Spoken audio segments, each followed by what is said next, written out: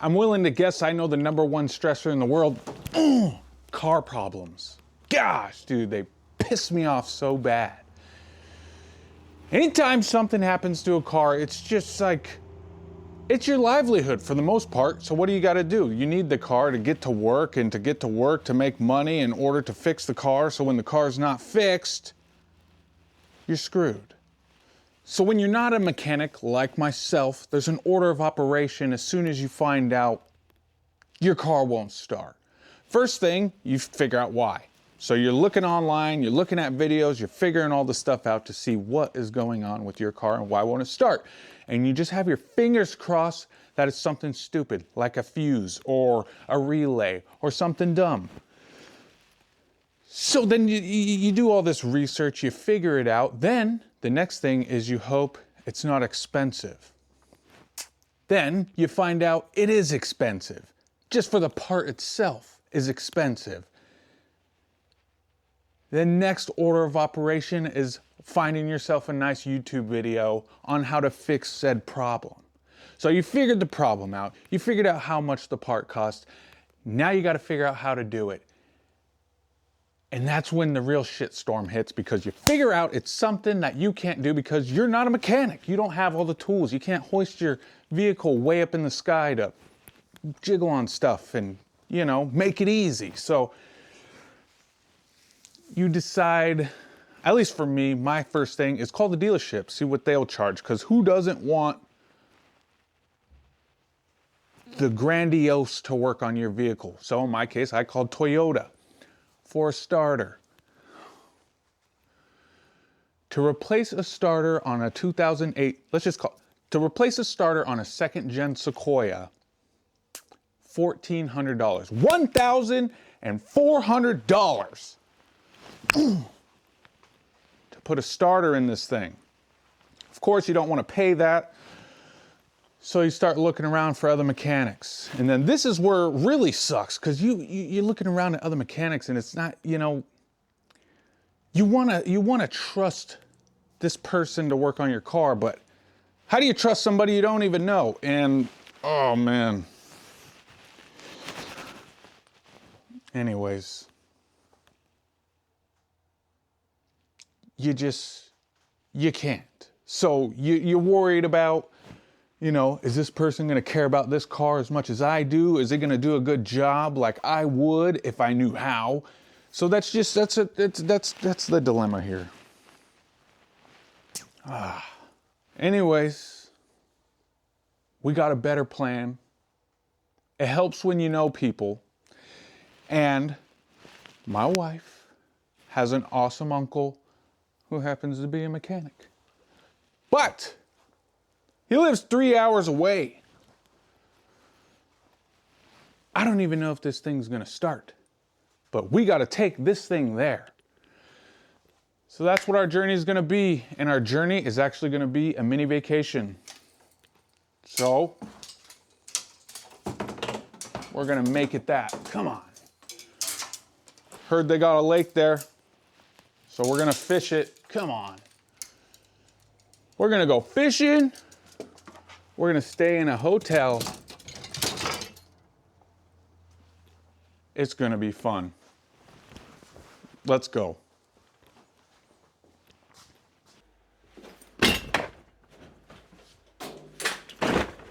First things first, if you're ever gonna go on a trip, especially if you have your family with you, who you're probably responsible for, check your fluids. Make sure your oil is capped off, you have brake fluid, and your coolant is tits. Just to add to this, while I'm checking all the fluids and making sure everything's good, I'm worried the whole time that this thing's not gonna start. Last time I had to get it started, I had to crawl underneath it and tap on the starter with a long, heavy screwdriver in order to get this thing started. So I did have that little trick under my belt, so I wasn't completely worried, but it was a thought in the back of my head. Moment of truth. Please work, bro. I just wanna go. Jeez. All right, we're in business. Let's go. All right.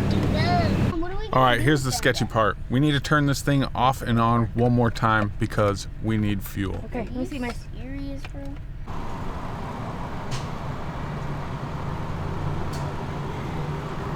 One more time. Let's go. Yeah. Oh, that scared me for a second. Me too. Me too. All right, let's go. Let's go. We are never shutting this off again until we get there. Imagine it just shuts off right now. Guess we have to go through the drive-through. And then we were off. And like I said, this is not a short drive. We got like a 3-hour drive ahead of us. Now, if we had to stop and take a bathroom break, like Where you guys we going? did, Are you going poop? you don't shut the car off. Because you definitely don't want to get stuck somewhere way out in the woods, like we were. Because to get to this place, you got to drive through some very in the middle of nowhere places, like over Mount Hood. So we left that joint running while we all took a bathroom break.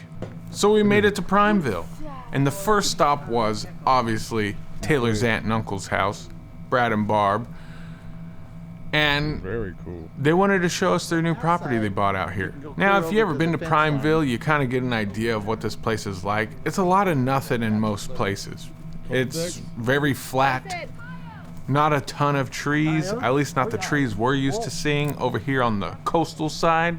This is more like Central Oregon.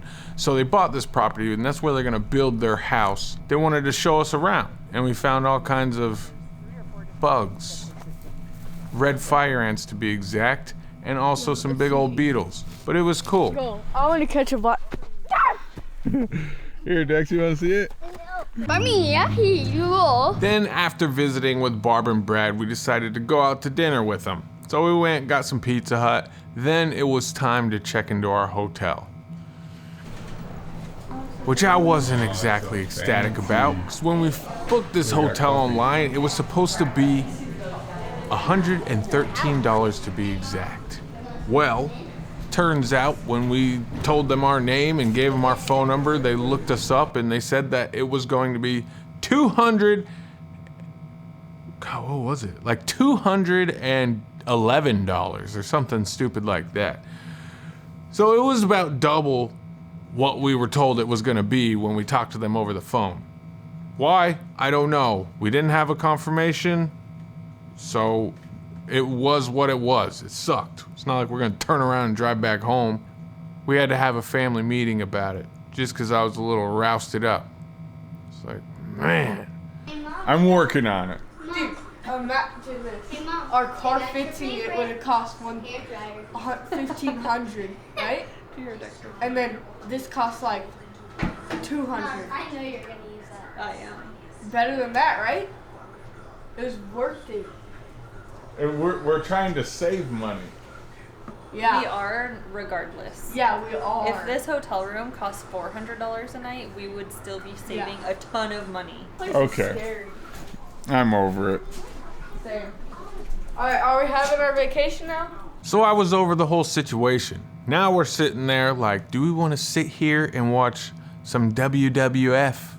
Or do we want to go to the pool?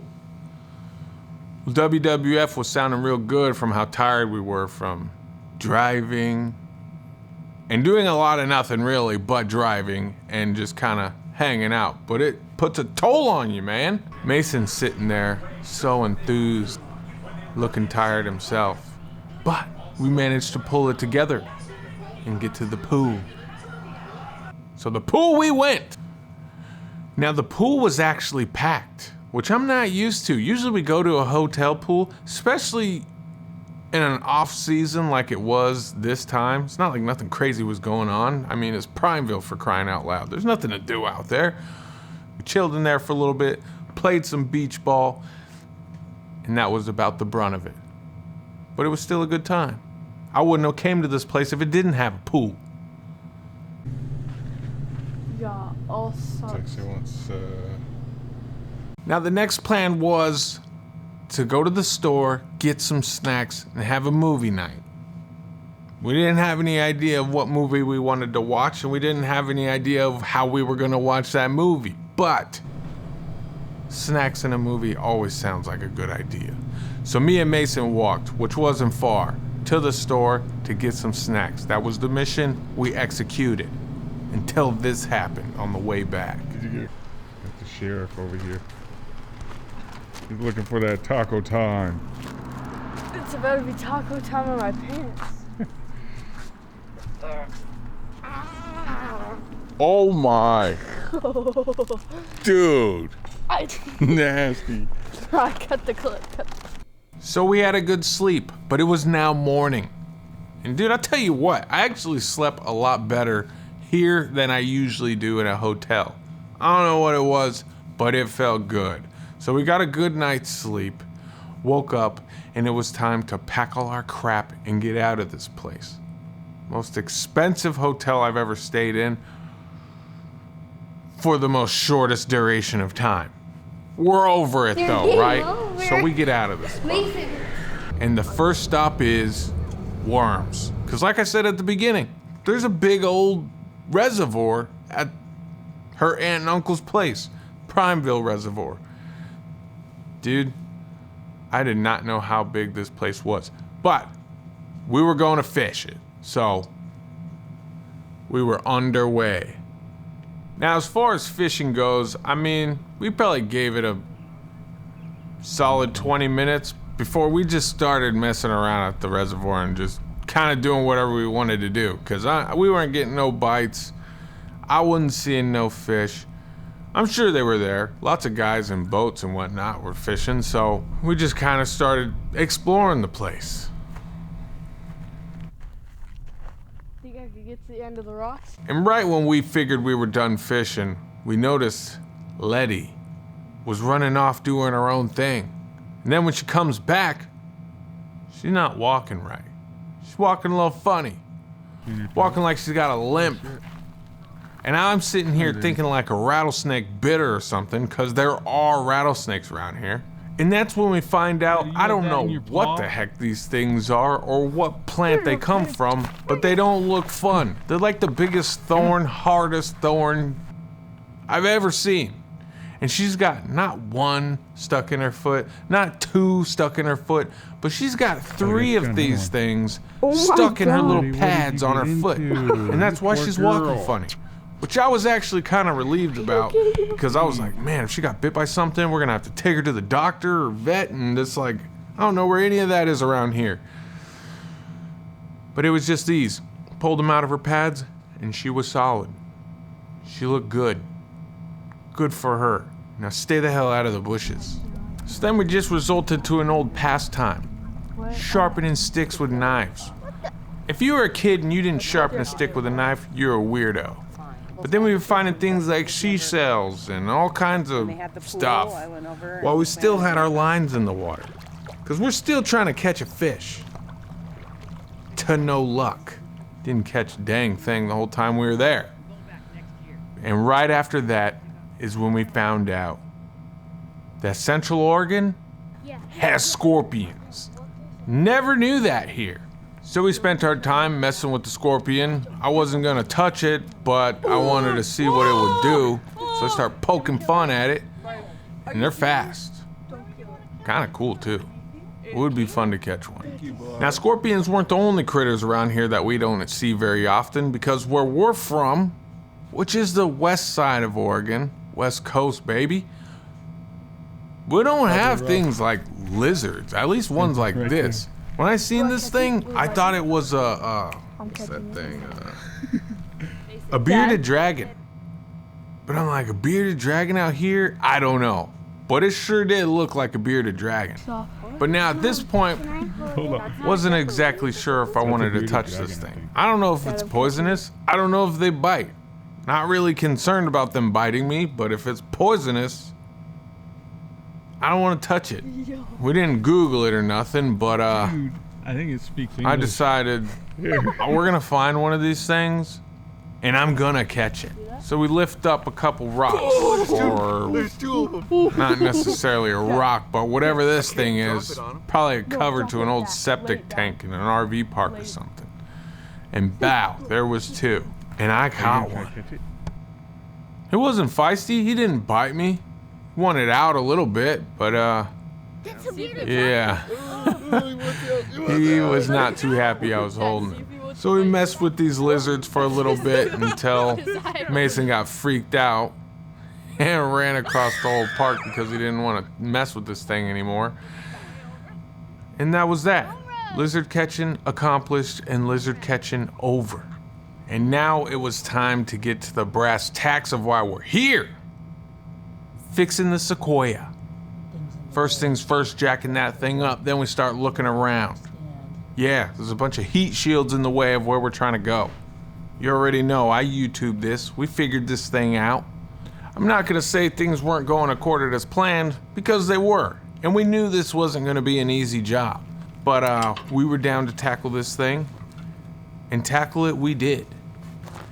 Took us about 3 hours total, and just getting this thing out was no simple plan. It was just as hard as the video said it was gonna be, and I see why the dealership wanted to charge me a whopping $1,400 to do it. This starter is not the first starter that has gone out in this truck, because the one that I had in it that failed was one from Napa, which typically is fine, but dude, if you're doing a job that sucks this bad, you want to put the best part you possibly can in this thing, because you don't want to do it again. So of course we went Japanese and put a genuine Toyota starter in the truck. So the starter was done and replaced, and it was time to start buttoning this thing up. This was a relief. We have already tested it. We made sure that the starter starts, and it sounds completely different. This thing now sounds like a robot Decepticon transforming. It was sweet. So, put the tire back on and lowered this thing down, and she was ready for action. And now what was for my favorite part of the trip was sitting down and having dinner with Barb and Brad. She made some burgers, we had some macaroni salad, and we had some potato salad. And just sharing stupid stories like we always do. Gosh, that's my favorite. Wouldn't have changed anything of this trip. It was a blast. And now, with the Sequoia all fixed up and ready to go, I could not thank them enough. I was so blessed. Blessed to the point where I wanted to pay them back. I asked them, how much do I owe you? And they said nothing. They acted like that was a stupid question. And it's things like this that family does for family that just melts my heart, dude. Seriously, because like I said at the beginning of this video, it can be so stressful. To me personally, I don't know if the rest of the world's this way, but it is, man. When something like this happens, it just stresses me out more than anything. I think more than anything. I would test that theory.